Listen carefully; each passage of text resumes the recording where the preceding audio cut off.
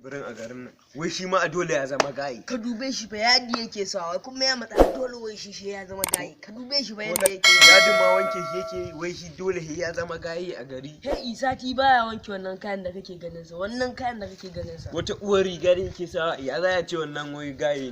Na zama maliyan everyday kashe kai. Wasu munafukai bari ne ka gurin. Kana zancen Jibirin kai Jibirin ya garin ne Jibirin. Zan saba ma har ga Allah. Daga yau kai daga yau sai yau ma. Sai kare kirana da Jibirin wallahi sai inda kanki na ya kare. Duk gari na gama bazuwa na koma maliyan squad ko kirana Jibirin kai. Jibirin me za a ce maka maliyan. Daga yau na bar Jibirin na koma maliyan suna ga maka ranan.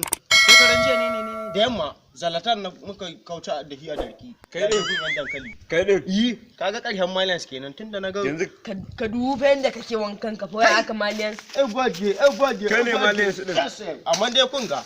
Assalamu alaikum ni ne mai suna Ishaku Ibrahim amma an fi sani na da Boyka. Ni jarumi ne a GM Comedians. Na zo muku talla ne na Shahara 24. Shahara 24 yana dauke da je kamar haka dai bidiyo da ya shafi rawa da labarai dai haka. To idan kuna bukata sai ku biyo mu a channel dinmu na Shahara 24. Kar ku manta sunan channel din Shahara 24 sai ku danna subscribe. Assalamu alaikum jama'a, ni ne mai suna Hassan Yusuf Shamaki, jarumi a GM Comedians.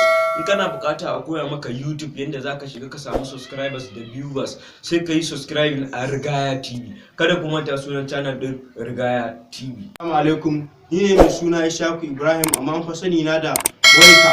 Ni jarumi ne a GM Comedians. Mune muku tallan wani channel ne na GM Fans TV a YouTube. Idan kuna buƙatar kamar abubuwan ban dariya haka comedies, mun fara wani season na dariya dole. To idan kuna buƙatar sai ku biyo mu a channel ɗinmu na GM Fans TV. Kar ku manta sunan channel ɗin GM Fans TV. Dan Allah fans ku danna subscribe ku kuma yi comment da liking a waɗannan channel ɗin. Na tabbata in dai kun yi subscribing a waɗannan channel ɗin za ku ji daɗin su.